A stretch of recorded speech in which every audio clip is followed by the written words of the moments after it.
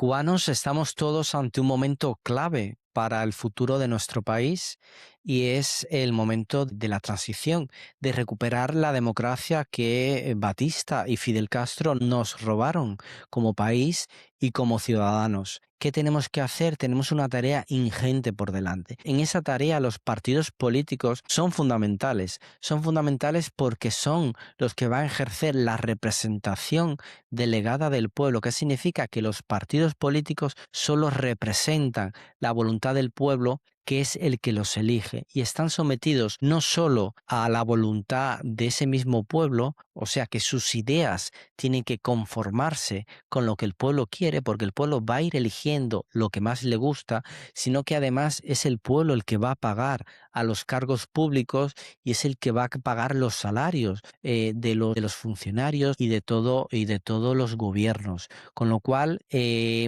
los problemas fundamentales de los partidos políticos actualmente tienen que ver con cómo hacer frente a la transición y a las elecciones, a unas elecciones que de verdad sean transparentes, respeten la legalidad, que tiene que ser la legalidad que recupere el hilo democrático interrumpido tanto por Batista como por Fidel Castro. Entonces, los partidos tienen una tarea ingente y la realidad de Cuba, tanto histórica como evidentemente jurídica, y como tendremos la oportunidad de escuchar en el episodio de hoy, han adolecido de muchísimos problemas. La Constitución del 40 con el Código Electoral de 1943 puso un antes y un después, y esa quizás puede y debe ser la vía para recuperar la democracia cubana. Esto es Res Judicata.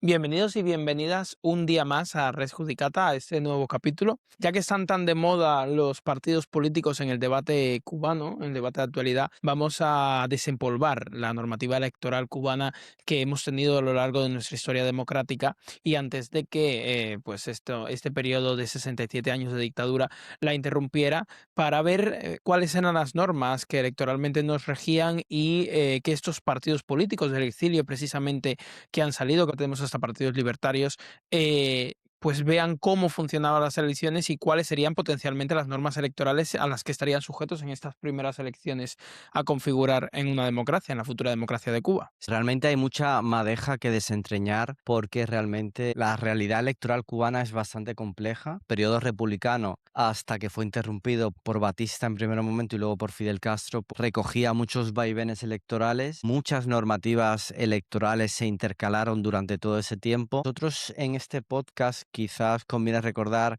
que intentamos hacer un análisis jurídico, ¿no?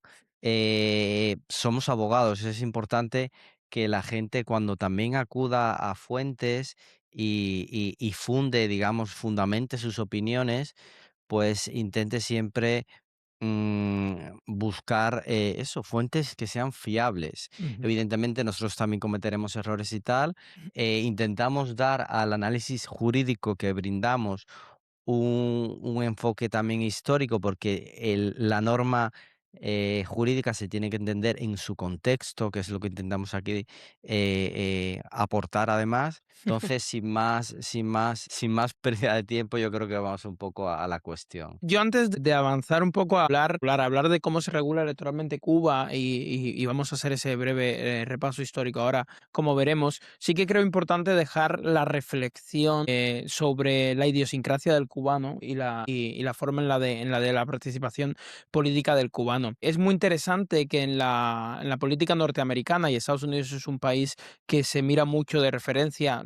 Yo comparto que se vea de referencia porque es una democracia liberal a la que poner miras, porque es el modelo a seguir, por lo menos de todas las que tenemos, pero también muchas veces con mucho desconocimiento se mira y se hacen comparaciones sin tener en cuenta la realidad de ella. Es muy interesante que los padres fundadores de la Constitución de Estados Unidos no estaban a favor de los partidos políticos. James Madison número 10 en los Federalist Papers, que tengo aquí el libro, recomiendo siempre mucho la lectura porque es bastante interesante la opinión de los padres fundadores, estaba completamente en contra de las facciones, que es como llamaban ellos en ese momento a los partidos. George Washington en 1794 en el Farewell Address también hace un llamamiento a la no participación en partidos políticos porque considera que desvirtúan la atención sobre el interés general, sobre el interés público general de la nación y los centran en intereses partidistas.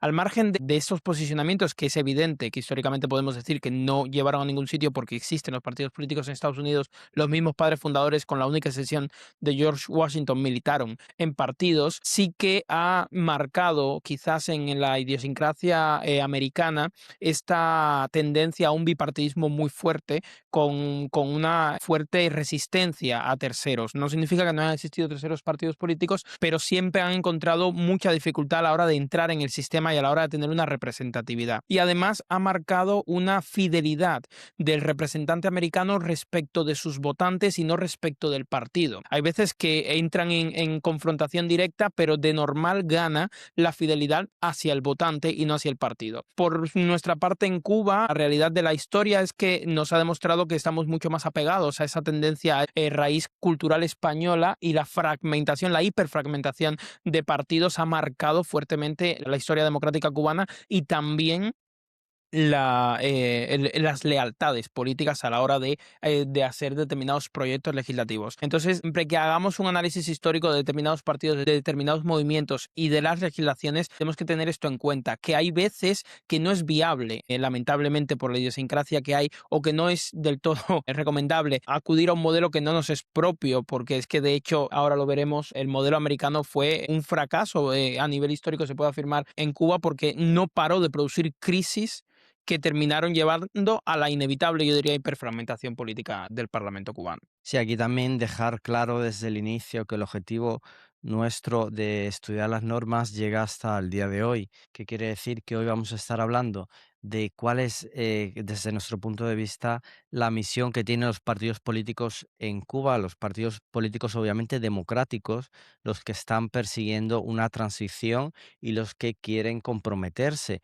con una transición a la democracia en Cuba. La Hmm. Constitución de 1901 es la primera que abre la senda democrática de Cuba. Es una constitución que obviamente viene de esta transición colonial, llamémosla así, después de la primera ocupación norteamericana. Esas elecciones se producen, digamos, bajo las leyes militares del último interventor, que era ese, Wood, primero son Wood, Y sí, exacto. luego Brook. Entonces, el primer presidente es Tomás Estrada Palma, con el Partido Moderado Conservador. Unas cuestiones fundamentales, ya se ha hablado aquí. La Constitución de 1901, todos saben que nace, digamos, atada en parte a la soberanía, pues con la enmienda Platt. Eso evidentemente va a suponer una doble problemática. Uno, la democracia va a estar maniatada en parte, y dos, que va a haber un responsable político de mantener esa democracia, que es un agente externo, que es el gobierno de los Estados Unidos.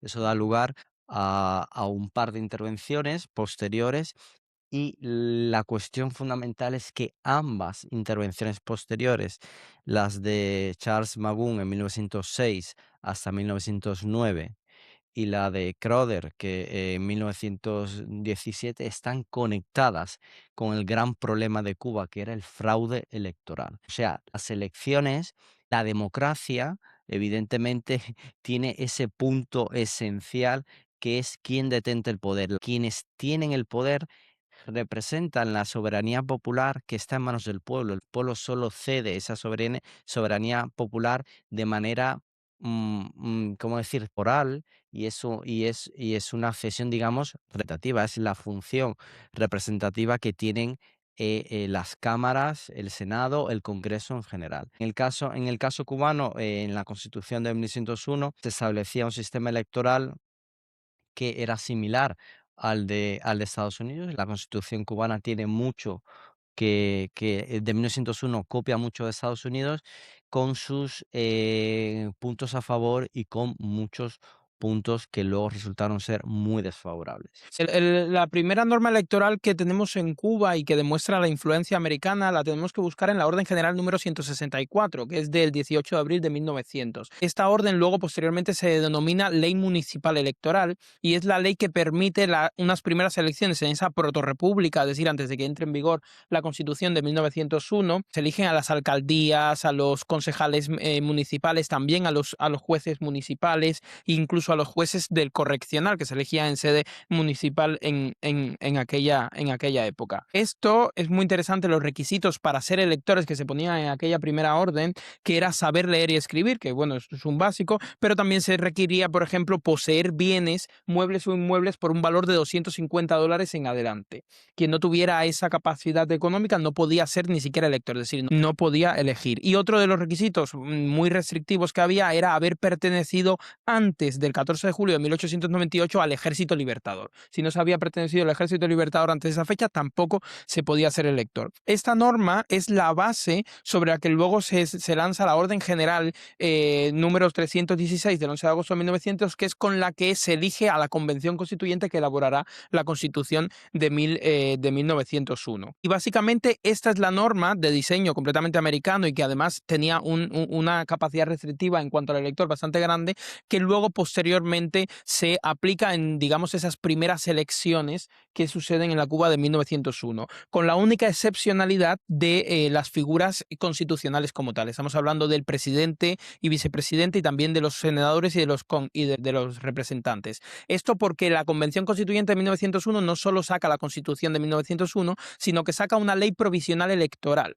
Esta ley provisional electoral es la que sirve de base para estas elecciones de instituciones constitucionales, digamos. La única diferencia que tiene con la ley municipal electoral es que se suprimen los requisitos a los electores, de manera que no tiene por qué tenerse esta capacidad económica, no se tiene por qué saber ni siquiera leer y escribir y tampoco se tiene que ser parte del ejército rebelde. Así es cuando arranca, digamos, la ley electoral. Yo me había apuntado aquí los números porque es muy interesante el ver cómo el valor electoral, cómo se repartían los escaños en aquel entonces, porque básicamente la circunscripción era provincial, pero cada provincia tenía que elegir a un gobernador provincial y a 4 senadores. Sin embargo, los representantes cambiaban. Básicamente se elegían en cada provincia un número fijo determinado, pero además las listas en las que el elector elegía eran listas incompletas. Se utiliza un sistema que se llama el Australian Ballot, que es el sistema australiano, en el que cada elector elige un máximo de 7 dentro de, por ejemplo, el listado de 7, no, por ejemplo, en el listado de Santiago de Cuba se eligen un máximo de 4 de 7 que eran.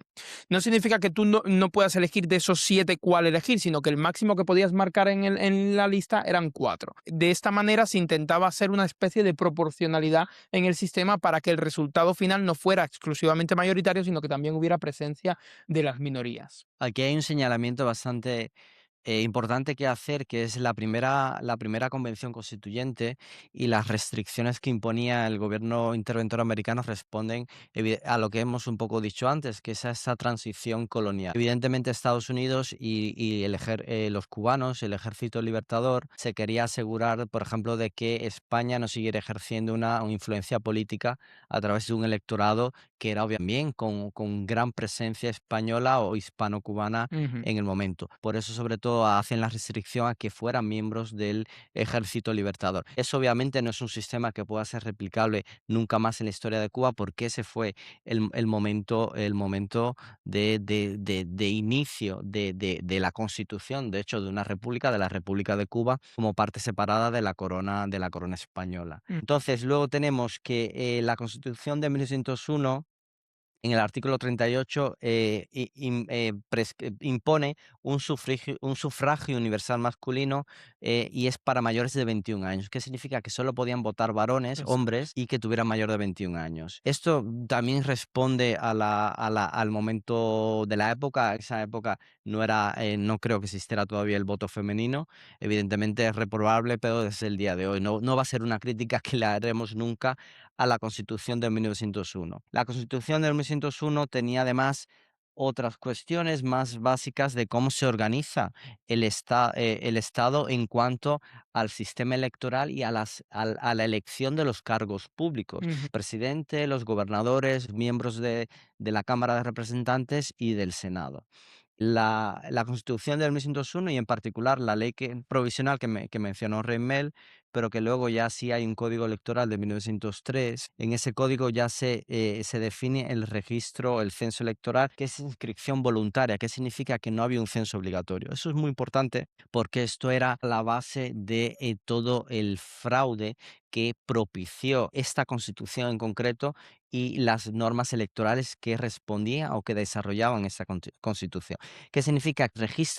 El censo electoral se basaba en que el ciudadano cubano voluntariamente, o sea, si quería, acudía a los barrios, registro municipal básico. Él iba ahí y se inscribía si quería. Al no ser obligatorio y al ese registro electoral no basarse en un censo de población, realmente no se tenía constancia ni del número real de electores, Ujú. porque no podíamos saber, al no haber un censo, que el número real de electores eran 2 millones, 3 millones en la época, lo que fuera, y tampoco se sabía del número general de ciudadanos y luego de esos ciudadanos cuántos cumplían los requisitos. Uno, de ser cubano y dos, de ser varón y ser mayor de 21 años. Esto fue, como decíamos, la base del problema posterior. Además, esas oficinas electorales de barrio luego estaban supervisadas en parte por los organismos electorales, que eran las juntas básicas, Ujú. municipales y provinciales.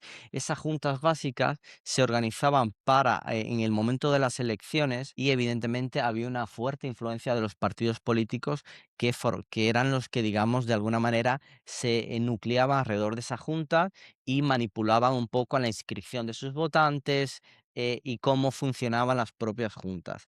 Hay una cuestión que sí que rápidamente habría que señalar y que la Constitución de 1901, que tiene muchísimos defensores, y aquí hago un punto y una paréntesis, no tiene mucho sentido en estas alturas, en 2026, hablar de la aplicabilidad a la Constitución de 1901, no solo por toda la problemática que ahora comentaremos, sino porque es una Constitución superada por el ejercicio democrático del pueblo cubano en la Constitución de 1940. Ahora vamos a intentar aquí demostrar no los fallos concretos de la Constitución de 1901, pero sino la problemática de las elecciones en Cuba que llegaron hasta el año 52. Primer problema fundamental de la Constitución de 1901. La elección del presidente era indirecta a través de compromisarios. Claro, No sabemos si de eso esto quería hablar. la gente lo domina. ¿Qué significa? Que la elección, el pueblo, las personas no estaban eligiendo directamente al presidente, sino que tenían esas personas, se convocaban 100 días antes de las elecciones. O sea, en el momento que se convocaban las elecciones, esas personas elegían un número de compromisarios que, para esos compromisarios solo podían ser personas que tuvieran determinados recursos económicos. Eso es una parte muy interesante porque la ley provisional electoral, porque esto todo ocurre, esa primera elección ocurre antes de la ley que ha mencionado Julio de 1903, que es ya la primera ley cubana, pero que recrea en gran parte la ley provisional, decía que el número de compromisarios provinciales sería igual al número total de la suma de los senadores y de los representantes que tocara en cada provincia. Es decir, en cada provincia había un número total de compromisarios que serían estos los que eligieran finalmente al presidente de la República. Los digamos, electores solamente elegirían a los compromisarios, no al presidente. Eso sucede de manera muy similar aquí en Estados Unidos, que es lo que le llaman los colegios electores. Se llama colegios electores, ¿verdad? O el colegio me lo estoy inventando yo ahora. Los grandes Los electores. grandes electores, eso. Los grandes electores americanos. Es un poco el mismo sistema que se traslada a Cuba. La cuestión fundamental con el sistema de compromisarios es que evidentemente da lugar a conflictos. Da lugar a conflictos. En Estados Unidos hemos visto que después del primer mandato de Trump, pues hubo un problema bastante importante con el sistema de compromisarios, donde se tensó el sistema porque Trump consideró que no había perdido las elecciones y con unas razones pues, bastante bien fundamentadas, pero el sistema de compromisarios respondía al número de grandes electores americanos que en Estados Unidos coincide con el número que es un número fijo por cada estado que va en función también de la población de cada estado. Por ejemplo, Florida da un número X de compromisarios, Nueva York da un número X. Esa suma de los grandes electores compromisarios en la Constitución de 1901 de Cuba es la que da la victoria al candidato ganador, que se Ujú. convierte en presidente, en el caso de Cuba, presidente de la República de Cuba. Y en el caso de Cuba, como no podía ser diferente, porque es un sistema que es bastante complejo. En el caso de Cuba, al ser una república naciente, pues dio problemas graves de fraude electoral. ¿Por qué? Porque ahora veremos cómo los partidos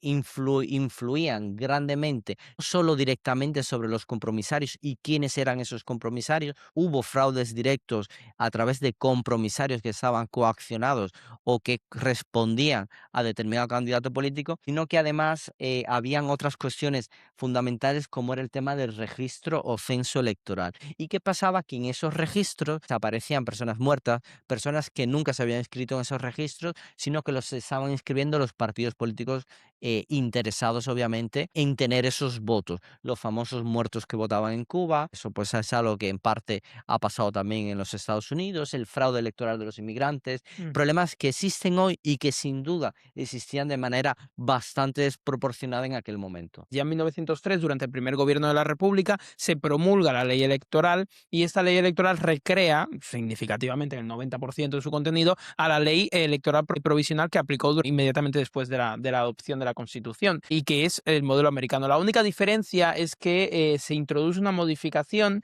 que en su momento se leyó como positiva, posteriormente incluso los americanos la leen como conflictiva, también porque cambian respecto del sistema que tienen en Estados Unidos, y era que ya los candidatos a presidente y a vicepresidente ya no serían propuestos de la forma que estaba propuesta antes, sino que sería por elección directa por parte de los electores. Es decir, se abrían unas primarias en las cuales los electores elegían a esos candidatos que luego posteriormente serían elegibles como presidente a la República. Esta norma no cambia significativamente el modelo y esto es lo que nos permite creer o observar de forma objetiva desde un rigor histórico que efectivamente la población cubana no se siente del todo conforme con este corset electoral, porque automáticamente llegamos a 1906, con la guerrita de agosto, y entramos en una crisis. Otra cuestión fundamental, que bueno, eso como juristas obviamente no lo podemos dejar de decir, no había un organismo judicial electoral No. específico que controlase el desarrollo de las elecciones. ¿Qué significa? Que si había una denuncia de fraude, el proceso de, digamos, de en que ese fraude se ventilaba judicialmente era lento, no era específico, no había un órgano electoral ad hoc, o sea, creado para supervisar esas elecciones. El primer órgano electoral creado específicamente con esa finalidad tiene lugar solamente con el Código Electoral de 1943 y con la Constitución de 1940. Hmm. Actualmente absolutamente todas o casi todas las constituciones democráticas, en concreto europeas, existe un órgano electoral. En el tribunal hay un órgano electoral en España, Sí, la la Junta Junta. Electoral, que supervisa y es, digamos, la que ejerce y dirime cualquier cuestión que tenga que ver con unas elecciones de cualquier rango, que sea local, provincial, autonómica, nacional. Tiene las competencias absolutas y no existía, que significa que el fraude era rampante y que no había recursos judiciales para corregirlo. Esto es desde el punto de vista jurídico, pero desde el punto de vista de la configuración de la propia Constitución, había un segundo elemento que era muy poco democrático. Nosotros yo considero que realmente el sistema de compromisarios en Estados Unidos no me disgusta, es un sistema que puedo entender porque viene del desarrollo propio de los Estados Unidos y de cómo los padres fundadores configuraron el sistema de derecho americano, que además evidentemente es heredero del británico, del inglés y del common law. En el sistema jurídico cubano, que es heredero del sistema continental de derecho civil y derecho romano, la configuración de, digamos, de las elecciones a través de compromisarios viene a percibirse, o yo lo percibo por lo menos, como una rémora, como un recuerdo del sistema, por ejemplo, del Senado, como históricamente se ven o se han visto en las constituciones europeas predemocráticas. ¿Qué significa? Que los senadores eran personas Hmm. de recursos económicos y nobles fundamentalmente. Ese sistema de compromisarios, que es gente con recursos, si tú tienes recursos y tú eres un compromisario elegido por una provincia en 1901, ¿qué puede pasar? Que tú tienes intereses económicos en juego y que a ti igual te viene mejor que en tu provincia gane X, gane Pedro y que no gane Juan, porque Pedro pues te favorece. Entonces esto da lugar al fraude. Y otro punto importante, que es al que quería llegar realmente, como un segundo elemento poco poco democrático en la configuración, vuelvo a decir, que hace la Constitución de 1901. Para los grandes defensores de la Constitución de 1901, tomen nota porque no es simplemente me gusta más o me disgusta menos. Significa que es una Constitución que tenemos que revisar, los juristas tenemos que ver de punto y a cabo porque se puso en funcionamiento durante 40 años y produjo grandes problemas para Cuba. Eso de un lado, y en segundo lugar no es recuperable, pese a que a muchos les disguste, porque el pueblo soberano, él ejerció su derecho y promulgó una nueva constitución que fue de 1940. Pero hecho ese paréntesis brevísimo, el problema fundamental es la elección indirecta de los senadores. ¿Y qué pasaba con los senadores? Que los senadores, que eran 4 por provincia, en ese momento eran muy poquitos, apenas 36, eran 6 provincias, apenas 24. Apenas eran 24 en todo el país. ¿Qué pasaba con ellos? Que se les elegía de manera indirecta de nuevo a través de compromisarios. Entonces tenemos que el presidente de la República se elija a través de compromisarios y que los senadores se eligen a través de compromisarios. Es un sistema que realmente no es todo lo democrático que debería ser y que tiene un fuerte componente elitista. Y que además, por la reforma de 1903, en la que se establece que se elige en primarias a los candidatos con compromisarios que luego podían poner una voluntad contraria a lo que el grupo de electores de su circunscripción hubiera manifestado claramente en esas primarias, es una fuente de conflicto. Yo sí considero que el sistema democrático americano es fuente de conflicto en comparación a otros sistemas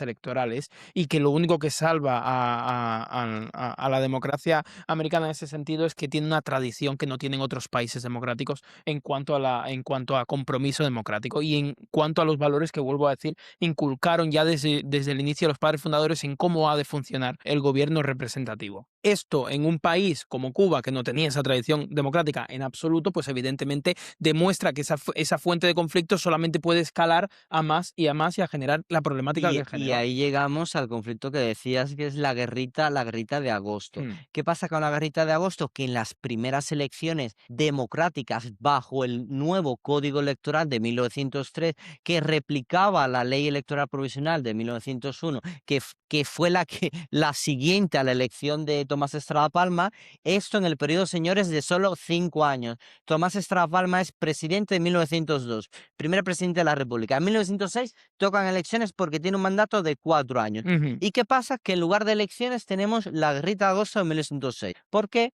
Porque el sistema electoral de la ley de 1903 era completamente fraudulento. ¿Y qué pasa? Que se presentan los candidatos el Partido Liberal, José Miguel Gómez, el Partido Conservador de nuevo, se presentan elecciones y los liberales dicen que ha habido fraude. ¿Y qué pasa? Que no están reconociendo los resultados electorales, porque el fraude, señores, ha sido tan escandaloso que los americanos, ante el clamor popular y la evidencia del fraude, los americanos deciden intervenir. Y esa vendría a ser la segunda intervención norteamericana. No sin antes que el Partido Liberal se alza en armas, que por eso se llama Sí, sí, la claro. guerrita de agosto, se alza en armas contra el electo Tomás Estrada Palma, porque era la reelección Era la reelección de De Tomás Estrada Palma, de que hay fraude electoral, y es cuando viene Magún con su intervención. Que además elaboran un informe, el informe de 30 de diciembre de 1907,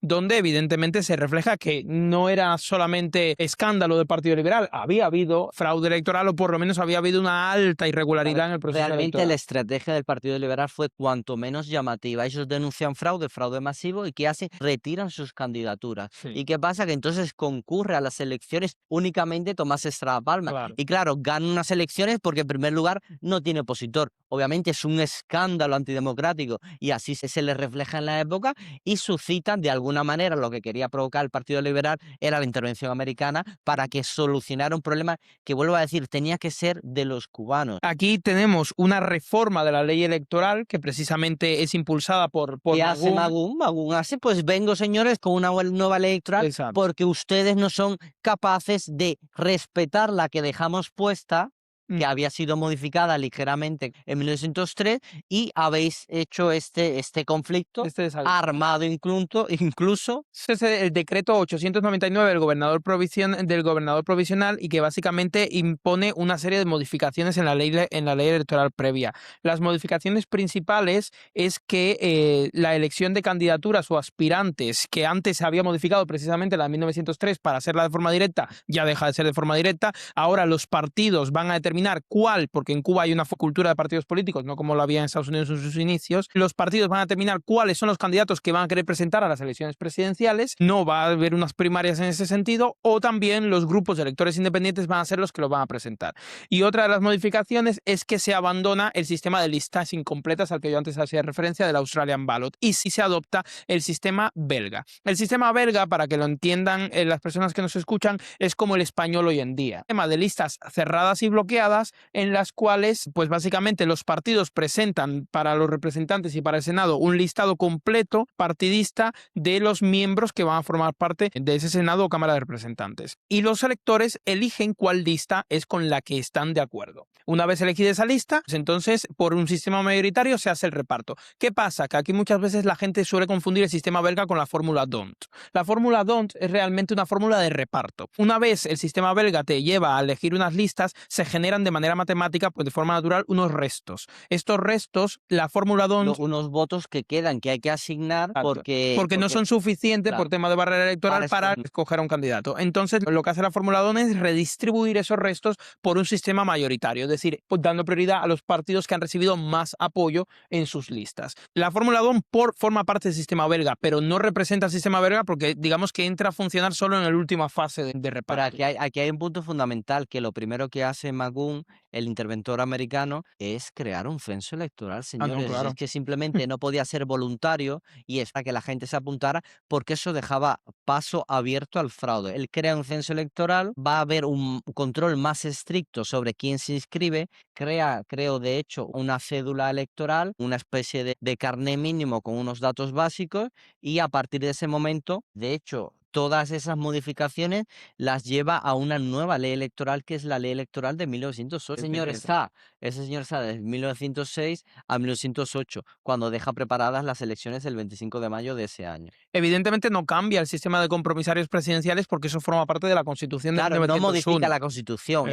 Su único mandato básicamente es reformar el Código Electoral, porque la ley electoral no está sirviendo. Solo ha producido en su primer intento de elecciones un fraude escandaloso y una guerra. Exacto. Un conflicto. Efectivamente. También, como nota al margen y en relación con el bipartidismo, ya en Cuba empieza a haber una hiperfragmentación. Nace incluso en 1908 el Partido Independiente de Color, que es un partido que posteriormente, en 1910, mediante la enmienda Morúa, se prohíbe, porque se prohíbe la agrupación y la creación de partidos con motivo de raza o clase, pero ya empieza a haber esta hiperfragmentación. Estamos hablando de 1908, llevamos 8 años de república, y 6 años de república, y el binomio conservador-liberal ya no es suficiente para la población cubana, que empieza a generar toda una serie de partidos minoritarios con aspiraciones reales de alcanzar. Es verdad que el Partido Independiente de Color no logra en unas elecciones postularse, no le da tiempo, pero es tan importante la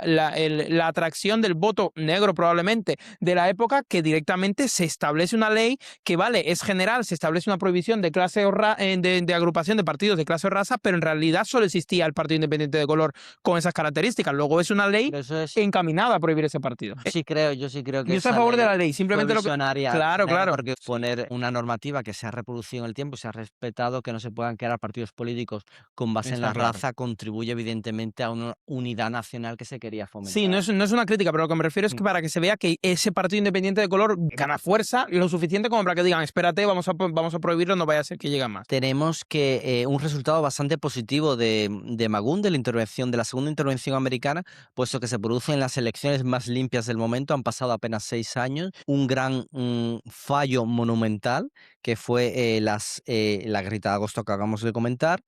Magún lo resuelve, no es un parche. Pone un parche que consiste en hacer unas modificaciones que realmente consiste en una mayor supervisión del censo electoral, crea directamente un censo nacional de población, eso es positivo, actualiza ese censo electoral, sigue siendo voluntario porque la Constitución lo pone y sigue estando el gran problema de los compromisarios, tanto para la elección del Senado como para la elección del presidente. No obstante, hay unas elecciones que gana José Miguel Gómez, Partido Liberal, finalmente tiene la oportunidad de ganar unas elecciones limpias.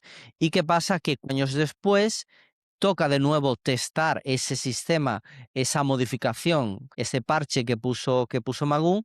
¿Y qué pasa? Que bueno, pues realmente hay un paso a un presidente del Partido Conservador creado por Mario García Menocal, Ujú. que, bueno, pues con algún que otro pequeño escándalo, pero realmente el sistema funciona por lo menos, y en esas elecciones no tienen que intervenir los americanos, menos mal. ¿Y qué pasa seguidamente? Llega el momento, año 1917, García Menocal quiere presentarse una reelección y que tenemos que los liberales sospechan esta vez sí de mucho fraude. ¿Por qué? Por el sistema que hemos estado diciendo. Se había consolidado Mario García Menocal, sobre todo en Oriente y Camagüey, muchos votantes coaccionados o cooptados, digamos, dentro de un esquema fraudulento, Ujú. y los americanos ante el escenario que se produce de un nuevo conflicto. ¿Qué pasa? Los liberales se alzan en armas, José Miguel Gómez se alza en armas, y tenemos que Alfredo Zayas Bazán iba a ser el candidato del Partido Liberal. Él no interviene en el conflicto militar, se aparta, pero el resto de liberales sí, dentro de los cuales estaba Machado Ujú. y Carlos Mendieta. Ellos intervienen, pierden, porque hay un conflicto militar armado que pierden, dura brevemente, pierden, y los americanos se ven obligados de inmediato a intervenir, no de una manera militar, pero sí para resolver de una forma más técnica el problema que seguía siendo fundamental para Cuba, y era las elecciones. ¿Qué hacen? Pues viene Enoch Crowder, un nuevo interventor, y redacta el código electoral de Crowder de 1919. Aquí los liberales, de nuevo, los revoltosos, son los que se, los que se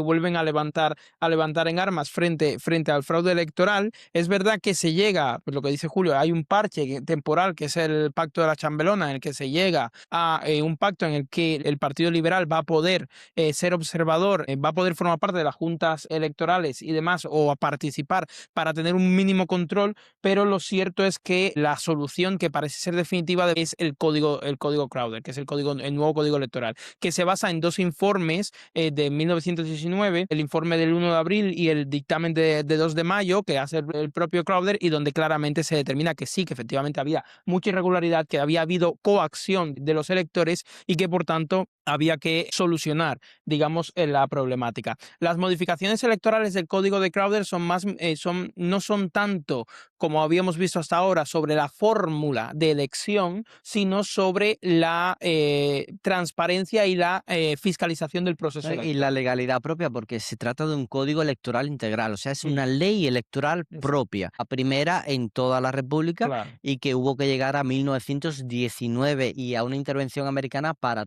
porque a tenerlo. todas estas recordemos que tenemos una ley electoral y una ley municipal electoral. O sea, no funcionan por la misma legislación las elecciones municipales y las elecciones a presidente, Eso es un Congreso y código, el demás. Código Electoral de Sí, 1919. ¿Qué exacto. hace? Crea un registro permanente municipal de electores, o sea, el censo ya está actualizado, que lo hizo Magún, el censo ya se actualiza cada cierto tiempo, pero ahora se crea un registro de electores y una cédula electoral por primera vez, y esta vez sí con foto, creo que con huellas. Hay un control más estricto de quiénes son esos votantes para evitar el fraude, para evitar que voten los muertos, para evitar que voten gente que no está ni tan siquiera inscrita en el registro electoral. ¿Esto tiene repercusiones importantes? Sí.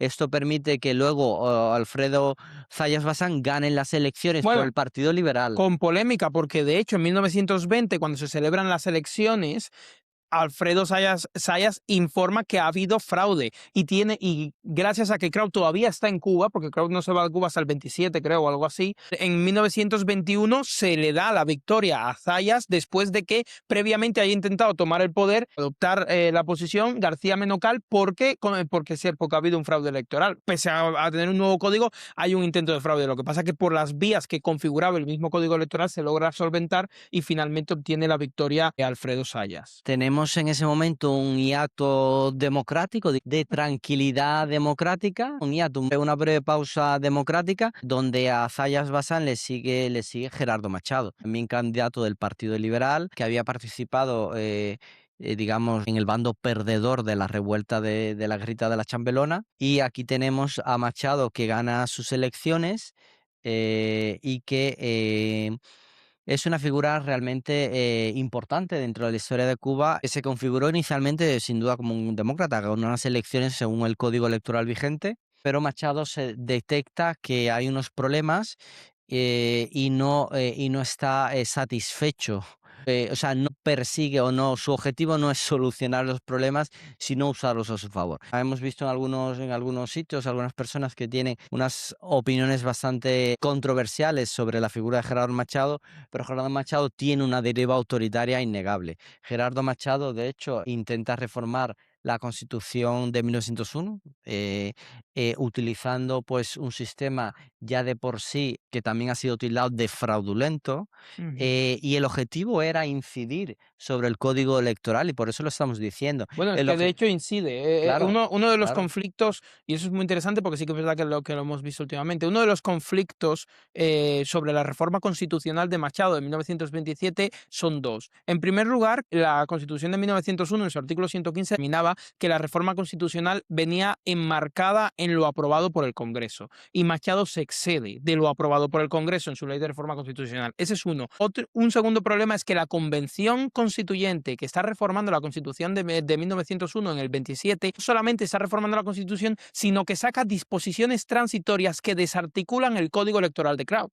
Con lo cual, lo que está haciendo Machado es marcar con unas legislaciones específicas que saca la propia Convención Constituyente, que no tiene competencia para ello, el proceso electoral de 1928 con el cual es el reelegido. De forma que, de facto, no está aplicando el código electoral vigente, que era el que deja Kraut en 1919, sino que está utilizando uno diferente. Esto se entiende perfectamente porque en 1930, cuando todas las disposiciones transitorias de la Convención Constituyente del 27 de Machado terminan, es que vuelve a entrar en vigor de iure el código, de facto me refiero, el código electoral de Kraut, que había estado suspendido durante todo ese periodo por las reformas, por las disposiciones transitorias de la constituyente de Machado. Lamentablemente luego en el 31, por el levantamiento armado, se va todo al desastre, pero tenemos realmente con que el origen del caos democrático y la caída de una historia democrática con sus altos y con sus pros y sus contras, con sus altibajos, que había tenido Cuba, no es en la restitución y todos los proyectos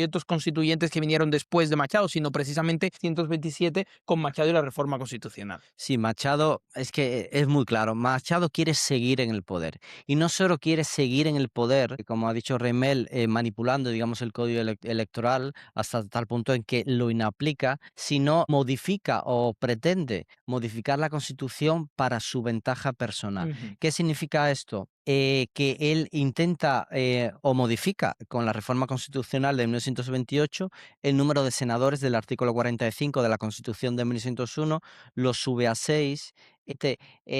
Se habla de que se intenta introducir un elemento proporcional, que significa que el reparto de los senadores van a ser 6 senadores por provincia en lugar de 4, y el mandato ya no va a ser de 8 años, sino que va a ser de 9 años. Pero el juego, ¿dónde está? En que de esos 6 senadores por provincia van a estar distribuidos entre los 2 grandes partidos, o hasta 3 grandes partidos que forman parte de la coalición de Machado. Esa coalición de Machado no es una coalición mítica, sino que es una coalición de los partidos liberal, el Partido Conservador y creo que es el Partido Popular, que se habla de que se reparten los puestos de poder. Ellos se reparten los puestos de poder a través de lo que se llama el cooperativismo. Es un pacto que no he encontrado el pacto por escrito, pero es un pacto del que dan fe historiadores de la época, historiadores modernos, que Hugh Thomas, por ejemplo, para nada sospechoso de infiltración socialista comunista, da fe de la existencia de estos pactos y está en la historia de Cuba. Entonces, ¿qué hacen estos 3 partidos protagonizados por Machado, que es el líder? Ellos cooptan todo el sistema de elección de los senadores para que vayan a su favor, pero no solo eso, sino que además Algo que simplemente por hacer una interrupción, el objetivo está en el Senado por 2 motivos. Uno, porque como es por compromisarios es fácil influir en claro. él, y 2, porque el Senado es la Cámara, recordemos que por la Constitución de 1901, también la del 40, y de influencia americana, controla al Ejecutivo de forma importante. Es la que tiene la capacidad de hacer impeachment, es la que tiene capacidad de juzgar al miembro de la presidencia, con lo cual es una Cámara muy importante para el Ejecutivo. Machado además extiende, digamos, hay una prohibición explícita en la Constitución de 1901 de 2 periodos consecutivos de Mm, reelecciones. Machado iba entrando en su segundo periodo, pero quería que esta modificación constitucional no le aplicara en lo que respecta a la prohibición de un tercer mandato. Entonces, evidentemente esto dio lugar a crispación política. El consenso de la época es que el pueblo, hay fuentes históricas que lo dicen, pedían una intervención americana. Claro, los americanos siempre tenían que responder de alguna manera a la realidad de Cuba porque se habían atado a través de la enmienda PLA. ujú, Realmente Machado fue un presidente nacionalista, fue un presidente con unos logros extraordinarios a nivel de infraestructuras públicas y sobre todo en su mandato democrático. Pero la figura de Machado derivó en una figura completamente autoritaria. No vamos a hablar de si violencia política, que era común en la época y tal, y que él la ejerció, sino como realmente una figura autocrática que intentó ujú. reformar la Constitución para perpetuarse en el poder. Sí, una técnica muy similar a la que luego hemos visto en Venezuela con Hugo Chávez. Son técnicas no violentas en el sentido de levantamiento armado, sino de utilizar los No, instrumentos, pervertir los instrumentos jurídicos para completamente. intentar. eh, Entonces, quien sostenga que Machado era una figura completamente y 100% intachable en lo que respecta a la democracia, pues simplemente se equivoca de llano, porque un presidente demócrata que está ceñido por una constitución y unas leyes, cuando la reforma para perpetuarse en el poder, de normal se sospecha de que se va convirtiendo en un autócrata, pero si a eso añadimos las características concretas del Machado de ese momento, que buscaba una reelección a toda costa, incluso Ujú, a través de la violencia, no por gusto, y es una figura que no me gusta comentar, pero es la que le llamó un Mussolini tropical, era conocido y está testimoniado por los historiadores de la época como Machado tenía pues una fascinación con Mussolini y de hecho él constituye organizaciones similares a las camisas negras italianas como es la Porra, había mm. incluso una porra femenina que se dedicaban a intervenir en elecciones de todos los niveles como decir, a evitar a través de golpes y violencia que se participase en elecciones cuando no le era favorable a él. Aquí es cuando llegamos al levantamiento armado de 1931. A partir de ahí, pues ya tenemos la huelga general de 1933. Entramos en un periodo de total colapso en Cuba, y es interesante porque tenemos varios leyes electorales que nunca retoman el código electoral de Crowd, porque refleja el nivel de caos que había en Cuba en la época. El decreto ley número 15 del 3 de enero de 1934, que lo elabora y que se ve como buenos ojos, por ejemplo, por la constituyente del 40, pero que no se sigue, lo elabora Ricardo Dols Arango, promulgado por Ramón Grau San Martín, pero inmediatamente después es derogado por Carlos Mendieta, que promulga un nuevo código electoral, que es el decreto ley número 54 de 1935. Este decreto deja de aplicarse y vamos a un código electoral que es de emergencia, que es del 29 de noviembre de 1937. Y así hasta que llegamos finalmente al código electoral de 19 de abril de 1939, el inmediatamente precursor del de 1943, elaborado por los mismos congresistas que elaborarían el del 43, y que se elabora no de forma provisional, pero sí con un ánimo de provisionalidad, porque se espera un proyecto constituyente nuevo que cambie todo el sistema, pero que sigue un poco las bases de lo que luego sería el Código de 1943.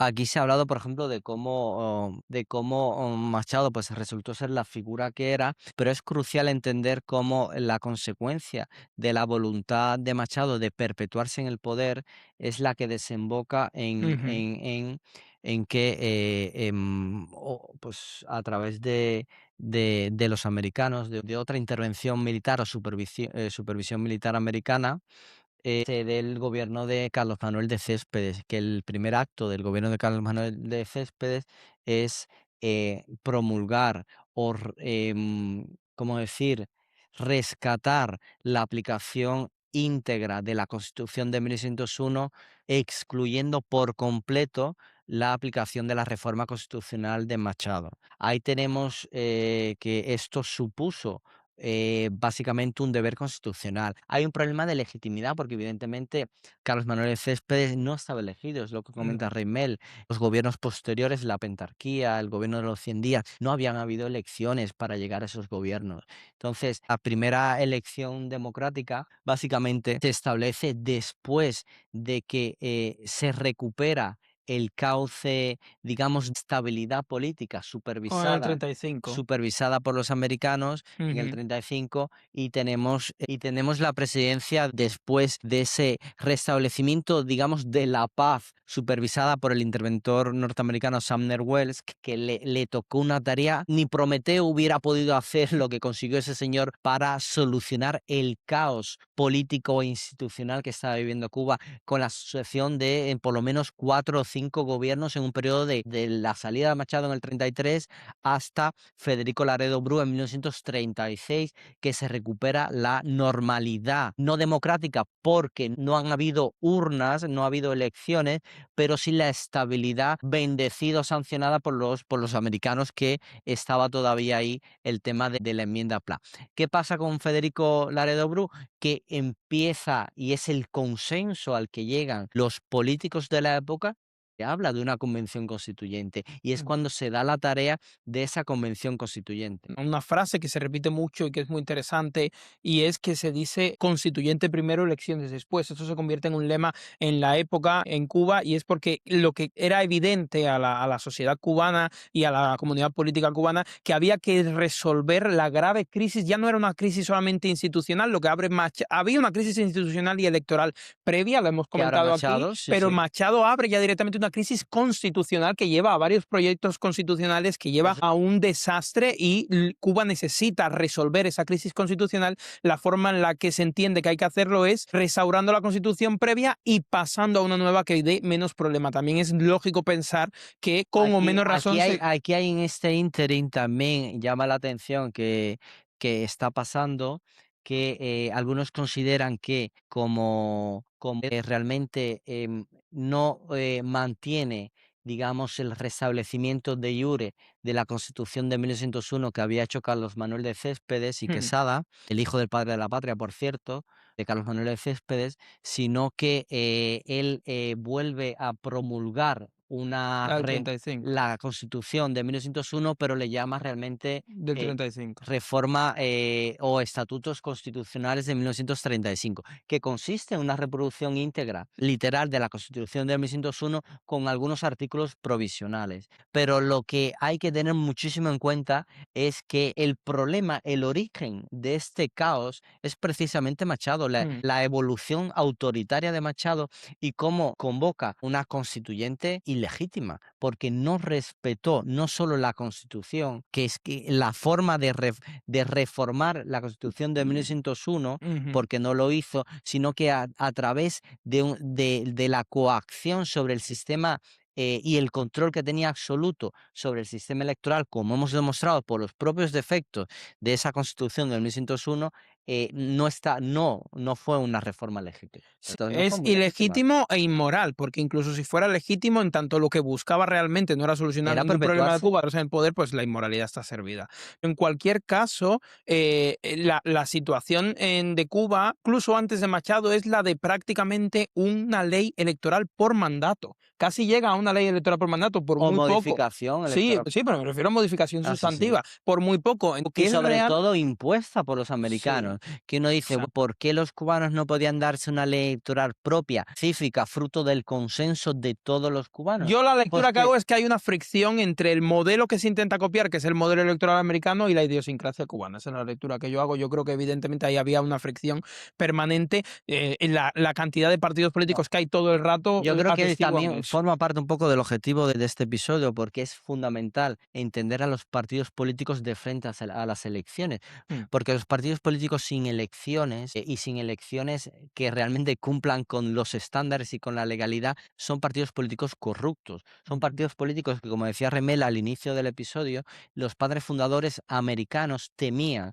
que esos partidos fueran simplemente facciones que buscaran el poder. Cuando un político lo que busca es perpetuarse en el poder, saltándose las reglas o modificándolas para permanecer en el poder bajo una supuesta capa de legitimidad, eso se llama autoritarismo o se llama luego dictadura. Entonces, es lo que un poco los cubanos, creo que con bastante fortuna, intentaron enmendar con la Constitución de 1940. Hay otras teorías raras que uno ha estado escuchando también por ahí, que dicen que si el hilo constitucional se interrumpió porque Carlos Manuel de Céspedes no aceptó la reforma constitucional de Machado.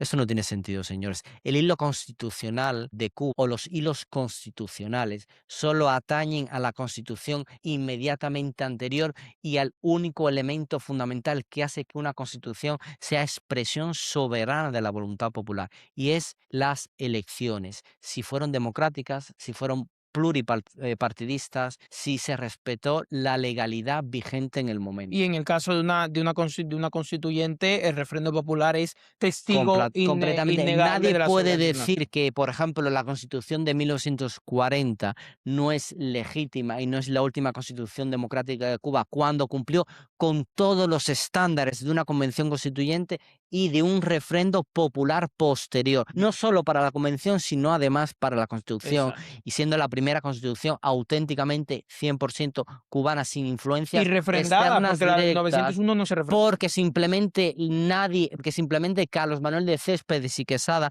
no respetó la reforma constitucional de Machado. Esto no existe. Quien sabe un poco de derecho y de ciencia política debería, por ejemplo, verse la Quinta República Francesa, y perdonen de nuevo el hiato como la Constitución actual de Francia de los años 60, un punto y aparte con la Constitución anterior. Ni tan siquiera respeta la forma específica y formal de reformar la Constitución de la Cuarta República Francesa, la anterior a la vigente, sino que a través de unos cauces políticos y a través de unos cauces democráticos, eso sí, se promulga la nueva Constitución. Entonces, por favor, no estemos buscando una pureza formalista que no existe en derecho y no es exigible en derecho. Y finalmente llegamos a la Constitución de 1940 y con la Constitución de 1940 el Código Electoral de 1943. El Código Electoral de 1943 sí supone una modificación sustancial con todo el sistema legislativo Completamente. Si quieres, electoral hablamos previo. primero de la Constitución del 40, cómo brevemente modifica aspectos fundamentales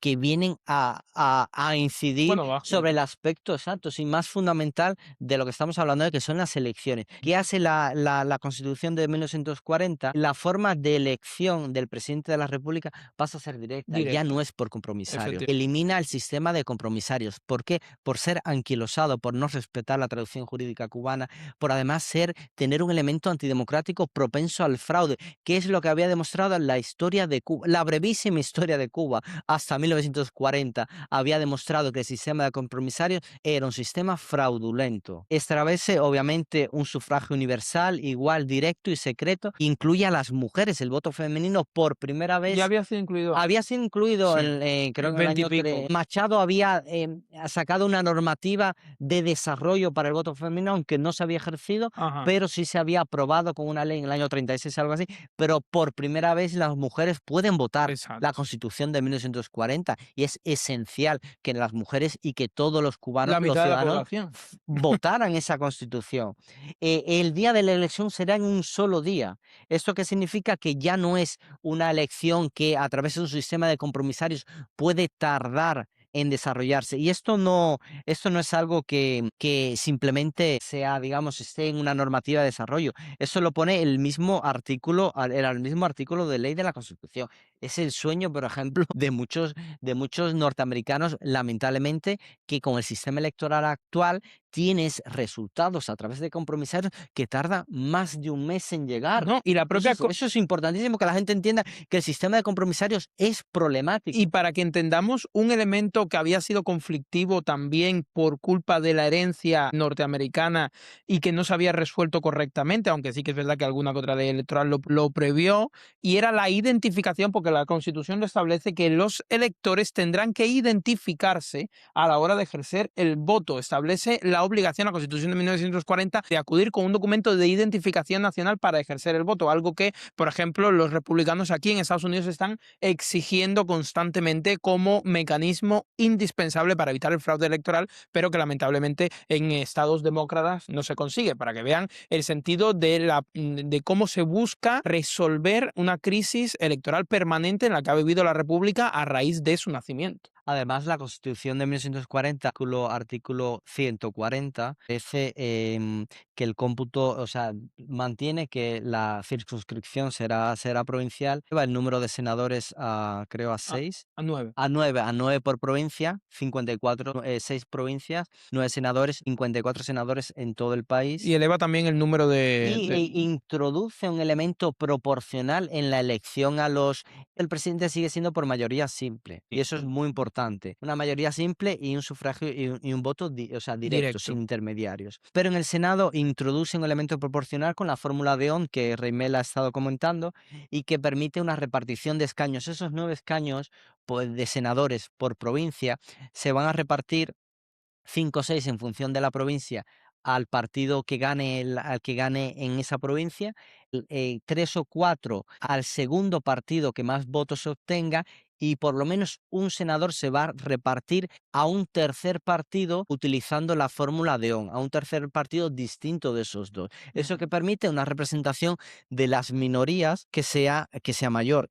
La representación de las minorías es de lejos una gran ambición de las constituciones democráticas, por lo menos en el constitucionalismo europeo. Esto es así en Italia, eso es así en España. Es verdad que es un elemento que tiende a hiperfragmentar más el sistema de representación política, que tiene sus En desventajas. Yo realidad, realmente prefiero el sistema de mayoría simple incluso para el Senado, como en Estados Unidos. Hay 9 puestos, quien gana entre los candidatos se lo queda. Eso es así. Realmente es muy avanzado en la época que estuvieran introduciendo en un sistema que era mucho más cercano al norteamericano, entonces proporcionales que en ese momento en Europa todavía no existían, sino que Yo se creo, yo, adelanta. yo creo que hay que ver las cosas un poco de forma objetiva, y me refiero no en sentido favorable a la Constitución de 1940 y desfavorable a la de 901, sino en el sentido de entender que la Constitución de 1940 objetivamente es el fruto de un consenso que comprende en parte la naturaleza de la idiosincrasia cubana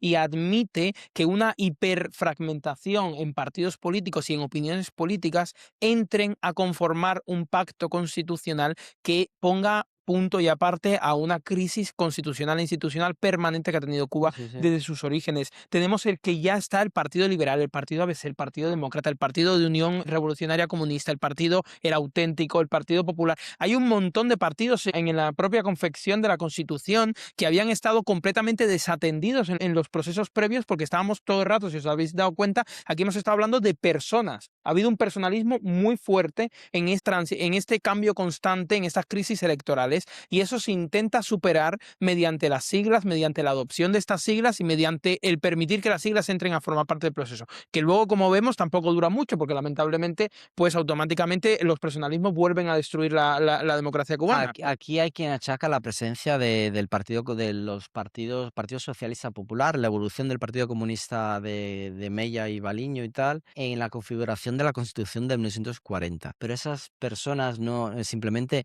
quieren ignorar el contexto histórico. Tenemos un contexto histórico cubano donde Batista, por algunas cuestiones, que es el primer presidente constitucional en la Constitución del 40, se alía por motivos políticos con los socialistas, los comunistas. Ujú. Pero hay una cuestión, señores, de simplemente de lógica y de realidad histórica innegable. El Partido Comunista, el Partido Socialista Popular de la época, no era un partido antidemocrático en el sentido en que hoy tenemos clarísimo que son los partidos socialistas en general, sobre todo evidentemente el Partido Comunista de Cuba. ¿Qué pasa?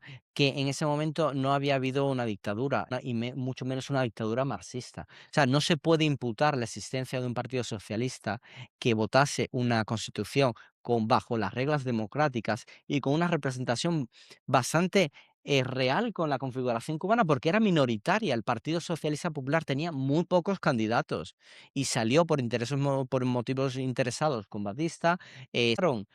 Sacaron incidieron como no podía ser de otro modo con el poco peso relativo que tenía en determinados artículos de la Constitución, pero esa incidencia fue contrastada de manera vehemente por otros partidos políticos más liberales, mucho más, obviamente, defensores acérrimos de la propiedad privada y de la y vamos, y de los valores liberales. ¿Qué pasa también? Nosotros, yo creo que por lo menos yo estoy a favor de la ilegalización del Partido Comunista. Esto del Partido Comunista Cubano, porque se demostró en la historia concreta de Cuba, no en la historia de otro país, en la historia concreta de Cuba, que el Partido Comunista Cubano, evolución, el actual, evolución del Partido Socialista Popular, porque hubo personas de ese mismo partido que apoyaron a Fidel Castro una vez consiguió hacerse con el poder y que convirtieron a ese partido en un partido traidor a la democracia. Ujú. El Partido Socialista Popular se convirtió en un partido traidor a la democracia en el momento en que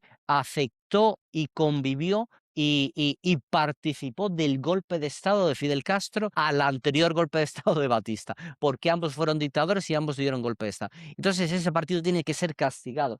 ¿Cómo? Lo hemos dicho en otros podcasts, hay países como Alemania que tienen una democracia militante. Militante significa que hay partidos que están inadmitidos en la Constitución, pero tanto es así que también lo hemos dicho aquí que ya la propia Constitución del 40 veta a partidos que vayan en contra de los valores democráticos de la Constitución, o sea, que vayan en contra de de la propia democracia liberal. ¿Qué significa? Que bajo la Constitución del 40, el Partido Comunista de Cuba tendría vetado participar en elecciones y tendría vetado incluso existir. Por lo tanto, su ilegalización está asegurada por la aplicación del artículo constitucional. Pero además el Código Electoral de 1943 Vamos a hablar ahora del código. recrea también esta prohibición. A ver, yo creo que cuando nos plantamos el decir, vale, el artículo 37 y el Código Electoral, no me sé el artículo, prohíben la concurrencia de partidos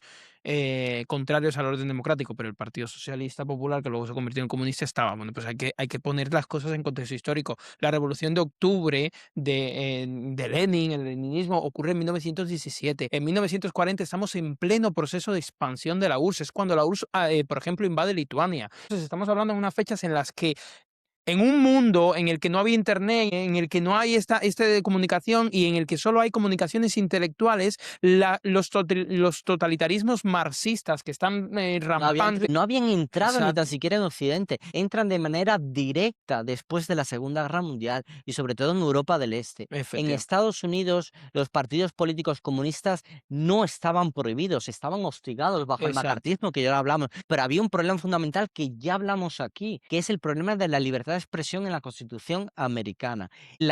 Durante el macartismo, el Supremo primero estuvo bastante, digamos, favorable, digamos, a reprimir la expresión de los comunistas. Pero en Estados Unidos no está en el día de hoy y a partir de los años 50, de varias sentencias que en un capítulo anterior citamos, la libertad de expresión protegida por la Constitución americana ampara la existencia de los partidos comunistas. Pero ¿qué pasa? Que yo creo que ideológicamente es un error. Pero la realidad es que en Estados Unidos no han gobernado los comunistas, y menos mal. Pero la realidad, la segunda realidad es que en Cuba sí han gobernado los comunistas, porque llevan una dictadura de 67 años. Entonces, en Cuba sí podemos aplicar lo que vuelvo a decir, lo que ha hecho la Alemania democrática, que es un régimen de militancia democrática, y que gracias a la previsión de los padres constitucionales de 1940, ya hay un artículo que lo establece. Realmente veamos que lo tenemos bastante fácil, más fácil que muchos. Sí, exacto.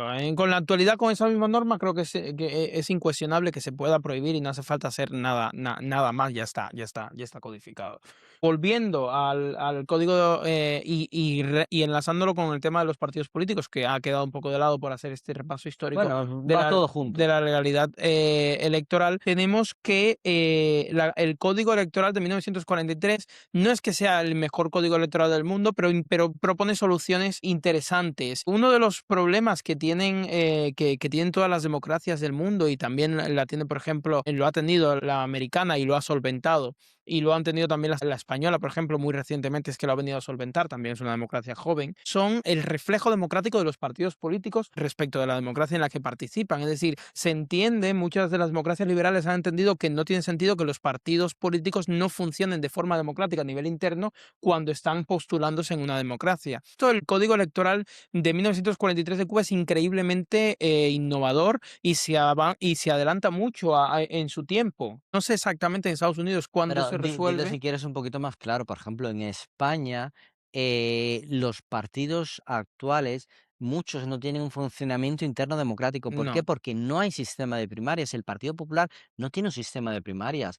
Vox, no estoy seguro si tiene un sistema de primarias, creo que no, pero creo que no es no. un sistema de primarias puro. El PSOE tiene un sistema de primarias, si no me equivoco, y hemos visto todo el A fraude lo popular. que ha conseguido Pedro Sánchez, y cómo con la mafia interna que Sí, no. tenía consiguió hacerse con el control del partido. Y no es que significa que tener un sistema de primaria significa que el partido va a ser mejor o peor, porque puede ser cualquier cosa, pero simplemente es una preocupación que estaba vigente en la constituyente y por eso en la constituyente en la República de Cuba a partir de 1940 y por eso el Código Electoral en 1943 establece de forma muy detallada cómo tienen que ser los procesos internos de las primarias Eso de es los partidos positivo, políticos para realmente es concurrir. positivo. Puede dar un resultado mejor o peor. Podemos tener ejemplos de partidos con primarias que son un desastre y de partidos sin primaria que son un ejemplo, pero lo que sí que refleja en cualquier caso es una preocupación por el valor democrático que tienen que representar esos partidos. Hay una preocupación porque los partidos políticos cuando concurran a las elecciones también sean reflejo de la democracia que pretenden estar defendiendo.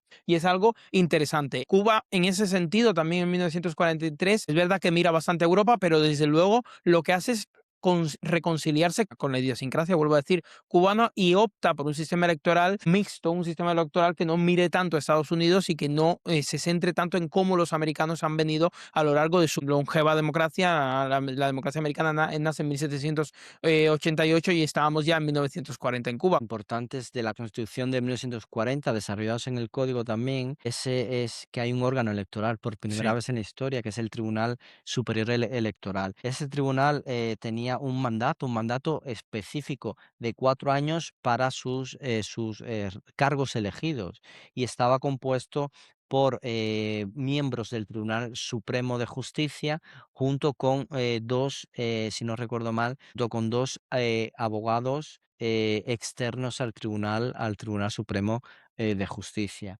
Este tribunal tenía unas competencias sobre todas las elecciones que se celebraban en Cuba, todos los niveles, y además había un sistema de recursos, un sistema de sanciones en caso de incumplimientos de la normativa que el tribunal tenía el deber de imponer y la potestad, o sea, tenía la capacidad de imponer esas sanciones que eran de naturaleza administrativa, o sea, multas, pero también de naturaleza penal. claro. Y también Es importante entender que los cargos del Tribunal Superior tenían ese mandato de 4 años, eran permanentes. O sea, esto no es que el presidente de turno pueda decir, no, ese integrante del Tribunal Supremo Electoral no me gusta para estas elecciones, vamos a ver si los removemos. Eran cargos permanentes por esa duración. una cosa muy interesante que también regula el Código Electoral de 1943 y que le gustará mucho a los liberales, a mí y a los libertarios cubanos, a mí por lo menos me gusta, es que no se establecía una forma de financiación pública para los partidos políticos, ni siquiera se regulaba la forma de financiación privada, que esto sin embargo luego hemos visto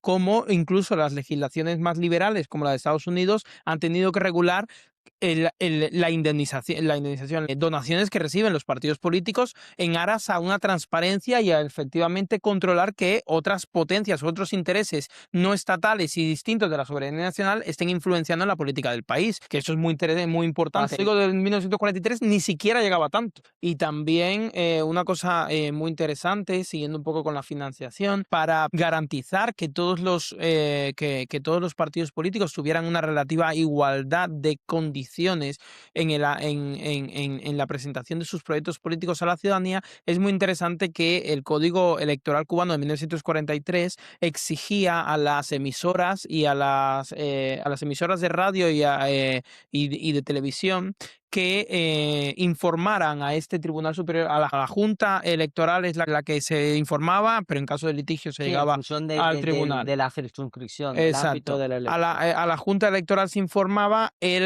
unos horarios y unas tarifas que se establecerían fijas para los partidos políticos para hacer sus actos de propaganda política en televisión. ¿Esto qué significaba?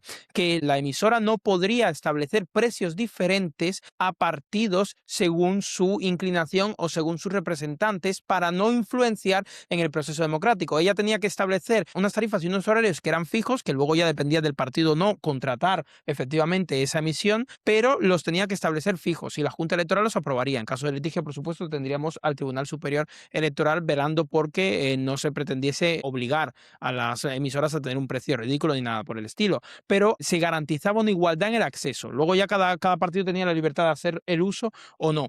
Eso es muy interesante porque garantiza, es una regulación garantista de la no injerencia en la democracia, de la que muchas veces se acusa hoy en día, por ejemplo, en la democracia americana sobre los medios de comunicación, sobre las cadenas de comunicación o sobre las redes sociales, la injerencia que pretenden o aspiran tener en los procesos electorales. Ya se estaba incluso previendo en 1943 que estábamos muy lejos de cualquier escenario parecido al actual. Bueno, ahí sería también un poco cuestionable y tal. Habría que ver cómo desarrollar esa financiación privada de las elecciones. En Estados Unidos tenemos a los super PACs, tenemos pues No, en Cuba no estaba, en intereses. aquella época no Claro, estaba nada regulado no está directamente. nada regulado y es algo que sí que es de alguna manera un punto En bastante aras de balanceado. transparencia siempre hay que regular, lo que pasa es que evidentemente, pues Por no ejemplo, era ese gran En problema. Europa tenemos estas jornadas de reflexión que son, creo, 48 horas antes de unas elecciones y no se puede transmitir ningún Una anuncio semana era en el Código Electoral de una 1943. semana. Una semana antes del día de celebración de las elecciones no se podían Durante una semana emitir, entera. sí, durante una semana entera, Wow. no se podía emitir propaganda. También en aquella época no es la inmediatez de hoy en día, 48 Claro. horas hoy en día, pero es que una semana en aquella época igual no veías la tele todos los días, no lo sé. No, Estamos estaba la hablando de otros radio, estaba ritmos. sobre todo la La radio en radio. esa época. Mm. Tenemos de la legalidad electoral o del sistema electoral bajo el régimen comunista Castro Díaz-Canel que tenemos en Cuba. Evidentemente hay poco que decir. Fidel Castro usurpó, le quitó el poder al otro dictador que era Batista. Ha sido un dictador terriblemente más malo, más criminal que Batista y ha asumido Cuba en una dictadura, en una noche oscura de 67 años. En Ujú. esa noche oscura, desde el año 59, tuvo que llegarse a 1976 para que se sacara una constitución comunista 100% atea, además de comunista, donde evidentemente la configuración del Estado no era democrática, donde teníamos una Asamblea Nacional del Poder Popular cuyas elecciones eran completamente indirectas. En la base, bueno, pues eso la gente en Cuba pues lo sabe, en la base había unas elecciones al poder popular, como le llaman. Ni es poder Ni es ni es poder ni es popular cultura. porque no es democrático y tenemos que ese poder popular, las elecciones eran a mano alzada en los famosos CDRs, o sea, luego tenemos que esos elegidos ahí a mano alzada sin ningún tipo de control realmente. Teníamos que los candidatos estaban ya propuestos por el propio Partido Comunista y vetados por el propio, o sea, había un sistema de que se tenía que pertenecer al Partido Comunista o tener la bendición del Partido Comunista, era pertenecer. Y dos, esas personas elegían de entre ellos a los representantes a la Asamblea Provincial. Y luego esas personas elegían. Es un sistema completamente piramidal, completamente antidemocrático y que luego fue reformulado. Teníamos, por ejemplo, si no recuerdo mal, de manera muy famosa, o por lo menos Raúl Castro y Fidel Castro, eran elegidos por municipios de Oriente donde no habían puesto pie en su vida. Es como de una manera completamente simbólica y alucinante y ridícula. Tenemos que esa Asamblea Nacional del Poder Popular no es fuente de legitimidad democrática por cuanto no representa la soberanía popular. Mucha gente se pregunta las elecciones en Cuba. Las elecciones en Cuba adolecen de un principal problema. No hay pluripartidismo y no son democráticas. Entonces tenemos que son elecciones donde hay un solo partido, donde hay evidentemente una ideología de ese solo partido y además donde el voto es coaccionado completamente. No tienen mayor interés analizar la legalidad electoral cubana actual. Es una Estamos hablando de una Se dictadura. define como es una dictadura. Exacto. Estamos hablando de una dictadura y en tanto estemos hablando de una dictadura hay dos consecuencias. Uno, que la ley va a ser ilegítima e inmoral por naturaleza. Y dos, que tampoco la ley te sirve de mucho porque como es una dictadura puede decidir quebrantar la ley, propia ley el día de mañana. No hay un órgano supervisor Exacto. independiente, no hay un sistema de garantías electorales independientes. Simplemente hubo tentativas de modificar ese sistema, hubo tentativas incluso. Hay tentativas, que es con lo que deberíamos enlazarlo. Hay tentativas. Lo que decías de la es muy interesante porque la ley, sí que me he mirado la ley electoral nueva, la que está 2019. vigente a partir de la reforma de 2019, el simulacro electoral de 2019. Esta ley establece una cosa que se llama las comisiones de candidaturas. Entonces, cuando los candidatos se van a proponer, a excepción de la Asamblea Municipal del Poder Popular, que no sirve para absolutamente nada, todos los demás candidatos, todos los candidatos de los órganos dirigentes reales del Estado cubano tienen que ser propuestos por una comisión de candidatura, que esa comisión de candidatura tiene unos requisitos completamente autoritarios, de pertenencia a asociaciones del Estado, concurrir No hay con determinada asociaciones ideología. civiles en Claro, no hay Cuba ajenas al asociaciones. control del Estado. No tiene un sentido. Hay muchas iniciativas, no muchas, pero hay algunas iniciativas de transición cubana que dicen que reformando la ley electoral cubana para superar ese autoritarismo se podrían concurrir a unas nuevas elecciones y comenzar la transición, pero la realidad es que no es suficiente. Esto sí que hay que conectarlo. La ley electoral cubana no es la que prohíbe los partidos políticos, no hay una prohibición de los partidos políticos en la ley electoral cubana, lo hay en la Constitución de 2019 del régimen. Ahí está la prohibición. No es posible sacar una ley electoral que permita un multipartidismo si estamos asumiendo Además, la Constitución del régimen. estamos hablando de un sistema de elecciones piramidal, donde las elecciones son indirectas. Estamos hablando de un sistema unicameral, donde se elige a una sola cámara. Estamos hablando de que la configuración de la representación política del Estado, o sea, los cargos elegidos de gobierno, o sea, el gobierno, que es el presidente de la República o el primer ministro, son elegidos en el Consejo de Estado, que Ujú. es un órgano que en teoría emana de la propia Asamblea Nacional, pero que realmente está por encima de la Asamblea Nacional. Ten en cuenta que incluso el Tribunal Supremo de Justicia, creo, el Tribunal Supremo Supremo de Cuba, Popular o algo el así. Tribunal Supremo Popular de Cuba, casos en que no haya consenso entre sus miembros, como decir, tiene que pedir un dictamen al Consejo sobre determinadas cuestiones que es sobre el cual va a basar su resolución.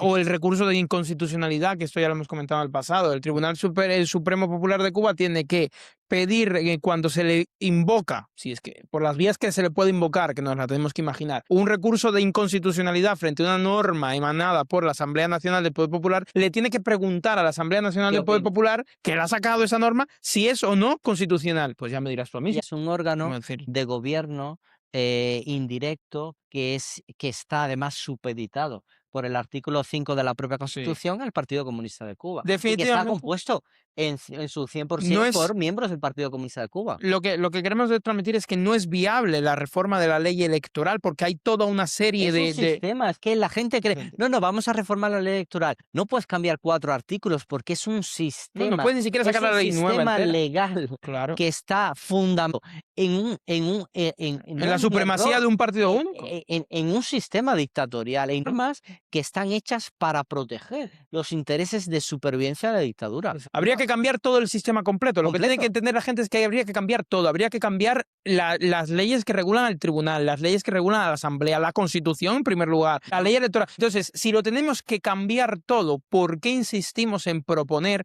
una transición a partir de un sistema que no nos sirve? Porque si lo tenemos que cambiar entero, no nos sirve. Esa es la variante uno. Hay una segunda variante que yo creo que no está muy verbalizada porque quizás la gente no lo pone por escrito, no lo dice, y es que los norteamericanos, la administración Trump, imponga un código electoral, una ley electoral. Por supuesto. Acabamos de repasar los fallos históricos que han propiciado la intervención norteamericana para resolver los problemas electorales de Cuba. Básicamente, el problema democrático de Cuba es un problema electoral, pero porque eso es básico en ciencia política y en ciencia de la democracia, si le podemos llamar así, que es un político llega a su cargo a través de elecciones. Si ese político controla las elecciones, va a tener siempre ese cargo. Entonces, las elecciones son un momento crucial que tienen que ser regidas por una norma no solo fruto de un consenso democrático, sino fruto de unas reglas democráticas. Ujú. Entonces,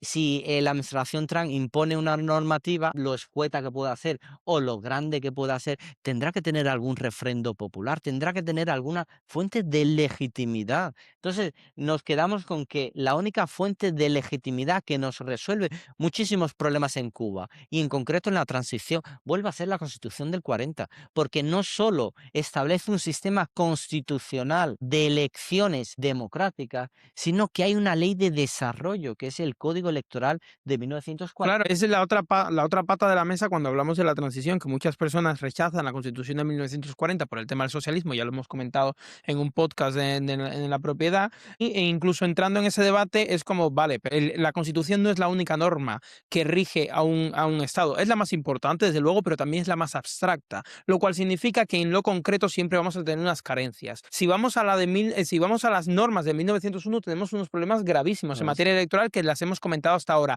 Y si vamos a las de 1940, adoptando la de 1901, que esta alguna idea se le ocurrirá a otro, hay una incompatibilidad absoluta entre el Código Electoral de 1943 y la Constitución de 1901, porque el Código Electoral de 1943 refleja la realidad de una Constitución que no es la de 1901. Entonces, no podemos pensar que simplemente por optar por una Constitución u otra ya se ha resuelto todo. Esto va en el pero es que sistema no, completo. no es solo la que más nos guste de manera No, eso individual. por supuesto, porque ya lo hemos comentado, pero yo lo que me Y de refiero manera es egoísta. A mí me recuerda siempre que ya creo ha salido mucho también, este famoso discurso en la Asamblea, en la Convención Constituyente de 1940, de José Manuel Cortina, el representante del Partido Liberal, esto de los partidos fuera, la patria dentro. Si no hay un momento en que la patria Cuba necesite más a los políticos y a los partidos políticos, que es de los que hemos estado hablando, ese es el momento crucial para Cuba, que es la recuperación de la democracia. Partidos políticos cubanos sigan siendo fuente del problema en Cuba, porque se ha demostrado en la historia y en la ciencia jurídica que hemos estado hablando todo este rato. Si queremos que sean fuente de los problemas, entonces dejemos que sean los partidos los que controlen las propias elecciones. Y eso simplemente va a desembocar en un nuevo dictador, un nuevo autoritarismo. La historia nos lo enseña. los Aprendamos un poco. Los miembros del Partido Liberal son un ejemplo, todos los que participaron en la Convención Constituyente, de búsqueda de consenso permanente y son un ejemplo, tiene el discurso de clausura de la Constitución y en ese discurso dice que están claramente orgullosos de la Constitución, que tendrá errores sin lugar a duda, lo dicen ellos Hay y lo cosas decimos que nosotros hoy no, en yo día. no comparto Exacto, cosas de la Constitución del 40. Es que es como decir, pero no es la Constitución que nos guste, que claro. es como un cliché que se ha convertido, no, es que a mí me gusta más de la 1901. No, a mí la del 19 me parece, pues es la que hay, vamos a tirar con ella. No, la del 40, pues esa es la genial y todo lo que diga, vale. O sea, hay que buscar dos pilares, legitimidad de un lado, legitimidad democrática, cuál fue la última Constitución democrática, y dos, qué problema nos resuelve, porque es lo que un poco he dicho antes. Em, la, ¿Y cuáles nos causan?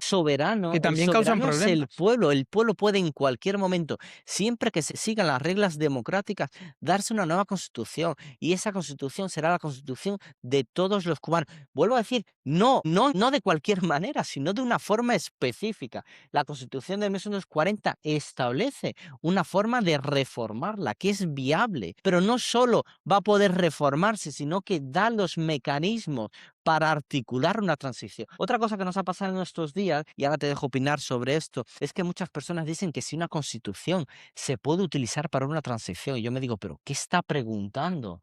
En Lituania recuperó un modelo constitucional previo.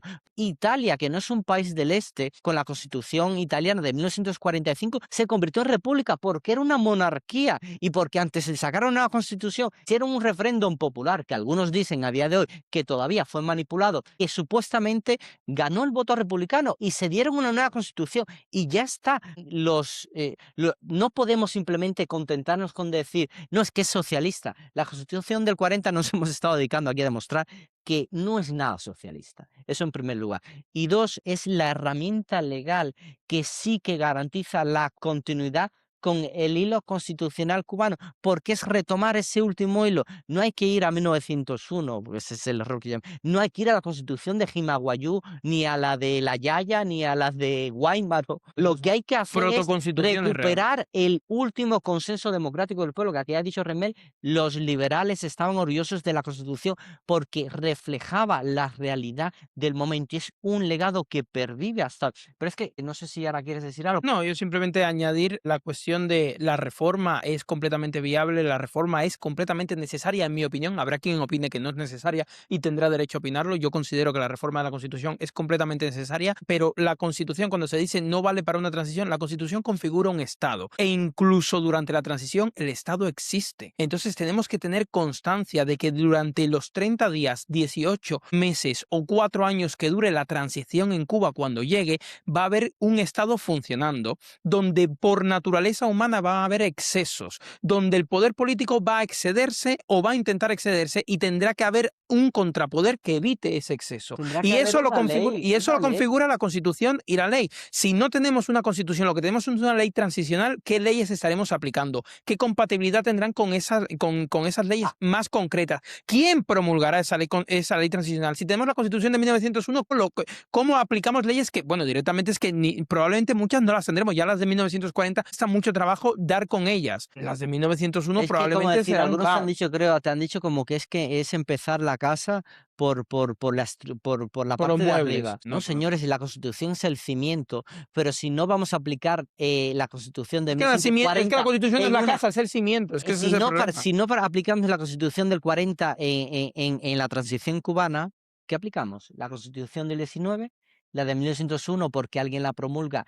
con todos los problemas que tiene y que no tiene nada que ver, mucho menos, mucho más alejada del tiempo, carece de legitimidad y tiene unos problemas evidentísimos.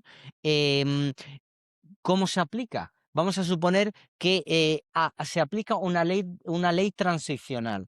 ¿Qué va a regular la ley transicional? Va a regular los aspectos básicos de la sociedad, que ¿qué puede ser? Una ley de medios de comunicación, una ley de minería. Entonces, Va a ¿qué ser, vamos a aplicar? ¿Vamos a aplicar las leyes comunistas de hoy en día? ¿O vamos a decir, no, no, pero esto a la Constitución del 40, no esto a la de no, 1901? la realidad, El caos de normas solo va a ir en perjuicio del ciudadano, porque lo único que unifica una sociedad es la ley de leyes, donde la ley es igual para todos. No aplicamos ahora un gobernante o un gobernante interino de turno durante una transición decide qué norma aplicar. ¿Por qué? ¿Quién lo autoriza? ¿Él representa al pueblo o se representa a sí mismo o a determinados intereses? no, la realidad es que la ley transicional que se quisiera aplicar o lo que sea, significaría hacer lo mismo que pasó durante los inicios de la República, y es ir poniendo parches a medida que salían problemas, que eso eran las órdenes militares en su momento,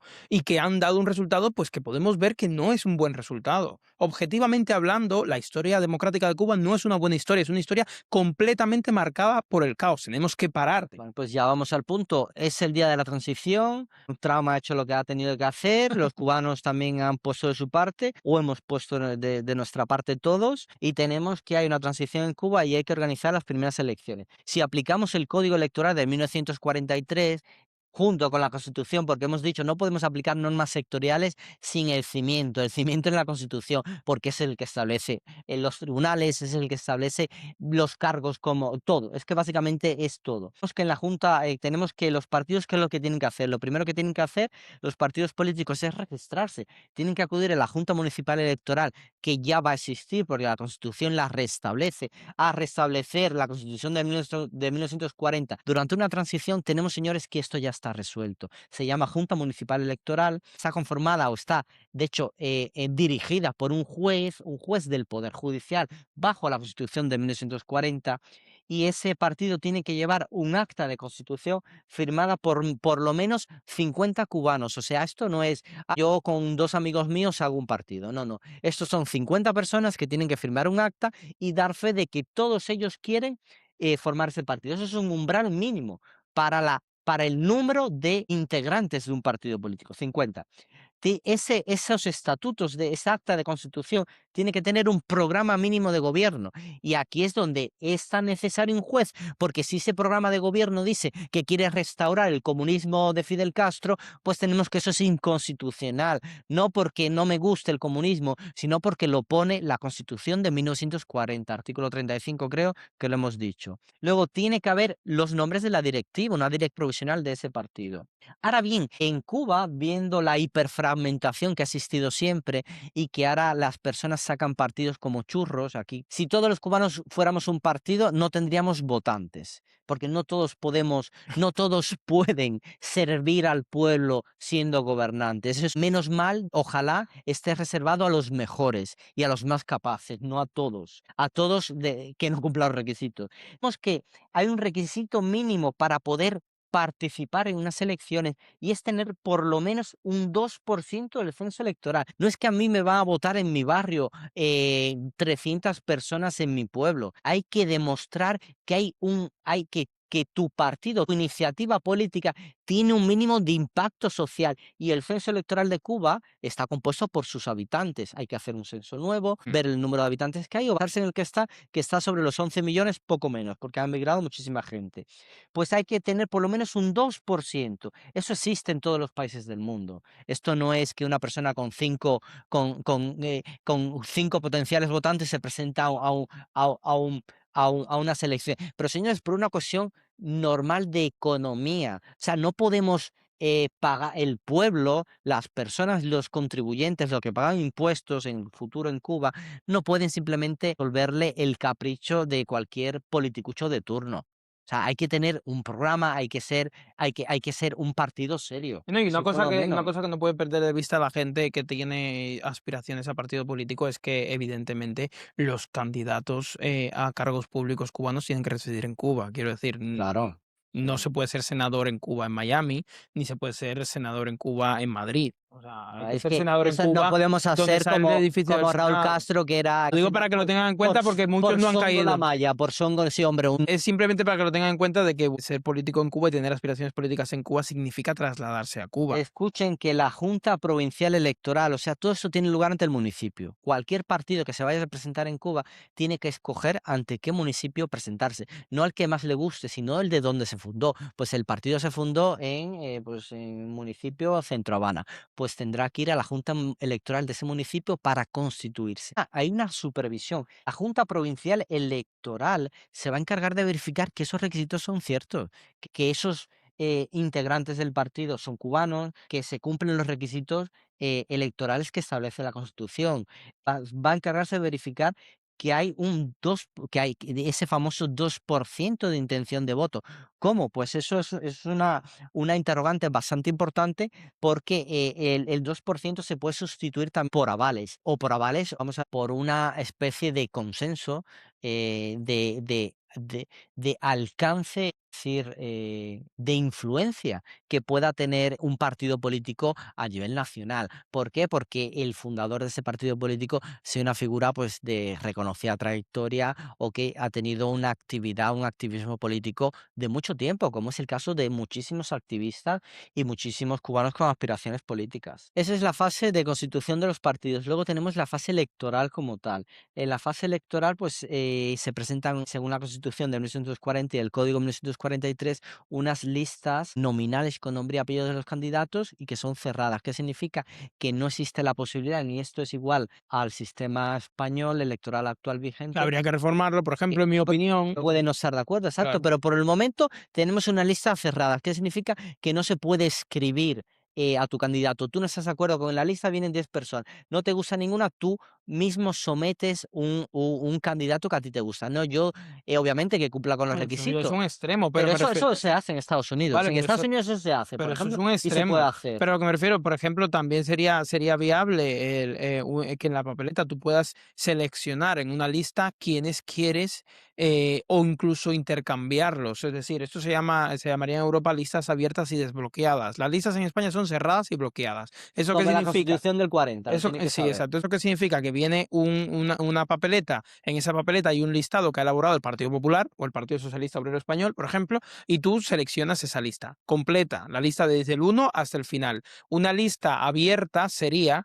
y bloqueada sería que, de nuevo lo mismo, una vez yo selecciono la papeleta de la lista del Partido Popular, del Partido Socialista o el que sea, yo elijo en orden de prioridad quienes yo quiero, porque claro, en las listas, por ejemplo, a los representantes no entran todos, entran según por orden de El prioridad. orden que estén, claro. Exacto. Entonces yo elijo el orden. Eso sería una lista abierta. Y una lista abierta y desbloqueada, que es lo que yo considero que tendría que ser en un sistema electoral decente, pero que evidentemente lo puede opinar diferente otra persona, es que yo directamente elijo quién de esta lista quiero, quién de esta otra quiero y quién de esta otra quiero. Es decir, si tengo 5 partidos políticos, puedo elegir personas en las 5 listas de los partidos políticos porque tengo afinidad con los posicionamientos políticos de esos individuos concretos. Vale. Eso es más parecido a cómo funciona aquí en Estados Unidos y es como yo soy a favor, pero bueno, hay mucha gente que no porque lo considera que es un caos a nivel democrático. Vamos entonces al día de las elecciones. Hay un día único para las elecciones en todo el país. Ese día, evidentemente, aquí estamos hablando, la gente lo entienda bien, de un escenario post-transicional,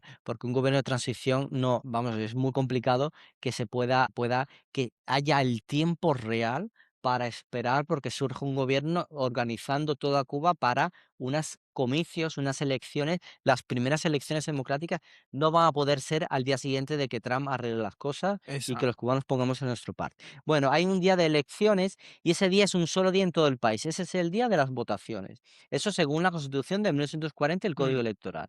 Hay unas boletas oficiales impresas por el Estado. Estas boletas no, están supervisadas, evidentemente, y corresponden a la realidad de cada partido político de sus candidatos. El voto es secreto en cabina y cada elector vota por, pues, si es por el cargo de presidente de la República, pues es un voto directo. La lista de senadores es un voto directo porque no hay intermediarios, pero es un voto directo por mayoría simple. Puede haber una segunda vuelta según la Constitución de 1940 y el Código Electoral del 43, pero es una mayoría simple, el que gane por más número de votos. Para los congresistas, los miembros de la Cámara de Representantes es igual. Para los senadores hay un sistema mixto porque hay un elemento de proporcionalidad. Serían 9 senadores por cada provincia, que es un número que tomando en cuenta, igual que el número de congresistas, en Cuba creo que el Congreso real, el Congreso, ¿cómo se llama? En el Capitolio Nacional, donde está la sede del Congreso y del Senado, está diseñado, si no me equivoco, un número limitado de puestos. Ese número limitado son, si no me equivoco, 165 asientos máximo para la Cámara de Representantes y 54 asientos máximos para los senadores. Es el hemiciclo norte representantes y hemiciclo sur senadores. Esa Cámara, ese Capitolio Nacional, incluso en el momento de la Constitución de 1940, elecciones democráticas de Carlos Pío Carrasco, no se llenó completo, porque en ese momento solo existían 54 senadores y había 136 diputados. Se podía aumentar ese número hasta 165. ¿Por qué? Porque la Constitución de 1940 establece un mínimo de un representante a la Cámara por cada 35.000 habitantes. Eso en aquella época los cubanos eran 5 o 6 millones, actualmente son 11. Si contamos dentro de Cuba 10, pero en el exterior o gente que quiere ir a votar, pues serán bastante más, casi 13 millones o 12 millones. Entonces, sí, que los cubanos creen partidos políticos, faltaría más. En la Constitución de 1940 y todas las democracias del mundo permite, permite y faltaría más que el derecho al sufragio pasivo, o sea, que a ti te elija. Si tú quieres crear un partido político con cumplir determinados requisitos legales, que no son abstractos, son concretos, adelante, crea tu partido político. Pero intenta ser serio, intenta de verdad, vas a tener que cumplir unos requisitos, te guste o no, porque serán legales. Vas a tener que alcanzar un 2% mínimo, o vas a tener que tener un reconocimiento equivalente a un 2%. ujú. Evidentemente habría que incentivar la creación de partidos políticos, pero partidos políticos serios y teniendo en cuenta que Bueno, no esto haya ya esa es transición, eso de que la patria, los partidos fuera la patria adentro sería muy bonito para el restablecimiento de la democracia en Cuba. Claro, esto ya es el funcionamiento normal de la democracia Mm. y cómo uno ve qué visión personal tiene uno sobre cómo funcionan las democracias. Aquí lo importante es simplemente que los partidos sería lo que yo creo que queremos hacer es un llamado a que los partidos políticos del exilio de Cuba se pongan al día con la legislación que querrán aplicar, que sean claros con la legislación que querrán aplicar. Yo creo que el cubano en el exilio debería exigir claridad también dentro de Cuba, debería exigir claridad respecto de qué es lo que están pretendiendo hacer, si quieren reformar la ley electoral del comunismo para poder presentarse o qué otras reformas se están planteando porque a priori no son suficientes, si quieren reaplicar la del 43, si quieren sacar una ley transicional que les permita ser sabidos que e ir poniendo parches, que sea claro qué es lo que pretenden hacer y cómo visualizan ellos esas primeras elecciones, porque la realidad de Cuba hoy en día es que no hay una diferenciación entre partido político y organización del exilio. No la hay, aunque, formalmente se quiera adoptar ese nombre de yo soy un partido político y no una organización en el exilio, no. La realidad es que todos, y se supone que todos estaríamos remando para que haya esa transición y finalice la dictadura. Entonces, en tanto reconocemos ya la intención de convertirnos en partidos políticos en ese momento democrático, empieza a surgir un conflicto de intereses inevitable sobre cómo se va a manejar la transición. Entonces, tenemos que ser un poco exigentes a la hora de formar parte según qué proyectos, que hay de muchos tipos. Y la seriedad, porque claro, si el proyecto de transición, que es más fácil, va a ser más fácil el proyecto de transición que el proyecto de país que viene después de la transición, y ya se está enfocando mal, pues ya el proyecto de país no me fío Es absolutamente que nada. la gente, muchos confundiendo una transición con una democracia en Cuba. La transición es algo que abre paso a la democracia, pero el cómpito de un gobierno de transición que será interino y provisional no es resolver los problemas de Cuba. Resolver los problemas de Cuba es la obligación de los políticos que los cubanos votemos en elecciones. Entonces vamos a intentar que las reglas sean iguales para todos, que sean las mejores posibles. Lo que dice Remel, que haya claridad en cómo los partidos políticos actuales las personas con ambiciones políticas, que son muchas al parecer, cómo quieren hacer frente a los problemas inmediatos que tienen, que son esos, no son solucionar los problemas de Cuba, porque nadie les ha elegido todavía para eso. Son cómo van a enfrentar el problema de la transición, qué pueden aportar como partido político durante una transición y Ujú. durante ese momento clave de restablecer la democracia. Los invitamos Y eso, ya luego hagan a campaña. que investiguen, a que se formen, a que se asesoren, porque es fundamental mirar a Cuba con los ojos de la legalidad vigente, que sea la más conveniente para el país y que asegure realmente una transición la mejor posible. Y que nada, ha sido el capítulo de hoy de partidos políticos y elecciones, sobre todo de elección en Cuba, que esperemos lleguen pronto y pues nos vemos en el siguiente capítulo.